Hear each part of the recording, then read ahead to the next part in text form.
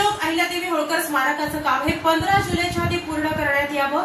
या महत्वपूर्ण स्मारकासाठी 50 लाखांचा निधी सुद्धा जाहीर करण्यात आलाय। सोलापूर जिल्ह्याचे पालकमंत्री जयकुमार गोरे यांनी पुण्यश्लोक अहिल्यादेवी होळकर स्मारकास भेट देऊन आढावा सुद्धा घेतला आहे। पुण्यश्लोक अहिल्यादेवी होळकर सोलापूर विद्यापीठात निर्माण होत असलेल्या पुण्यश्लोक अहिल्यादेवी होळकर स्मारकाचे काम 15 जुलै 2025 पर्यंत पूर्ण करण्याचे आदेश पालकमंत्री जयकुमार गोरे यांनी सार्वजनिक बांधकाम विभागाच्या अधिकाऱ्यांना दिले। याचबरोबर विद्यापीठाच्या वर्धापन दिनी 1 ऑगस्ट 2025 रोजी स्मारक उद्घाटनाचा निर्णयही यावेळी घेण्यात आला। शुक्रवारी सोलापूर जिल्ह्याचे पालकमंत्री तथा राज्याचे ग्रामविकास मंत्री जयकुमार गोरे यांनी पुण्यश्लोक अहिल्यादेवी होळकर सोलापूर विद्यापीठास भेट देऊन पुण्यश्लोक अहिल्यादेवी होळकर स्मारक कामाची पाहणी केली।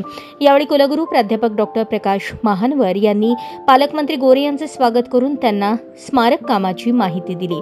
यावेळी आमदार देवेंद्र कोठे, प्रभारी कुलगुरू प्राध्यापक लक्ष्मीकांत दामा, प्रभारी कुलसचिव डॉक्टर अतुल लकडे, व्यवस्थापन परिषदेचे सदस्य राजाभाऊ सरवदे, प्राध्यापक देवानंद चिलवंत, सिनेट सदस्य तथा भाजप शहराध्यक्ष रोहिणी तडवळकर, स्मारक समितीचे सदस्य सर्वश्री माऊली हळणवर, शिवाजी कांबळे, शिवाजी बंडगर, अमोल कारंडे, सोमेश्वर क्षीरसागर, सुभाष मस्के, नागेश वाघमोडे यांच्यासह अधिकारी व पदाधिकारी उपस्थित होते।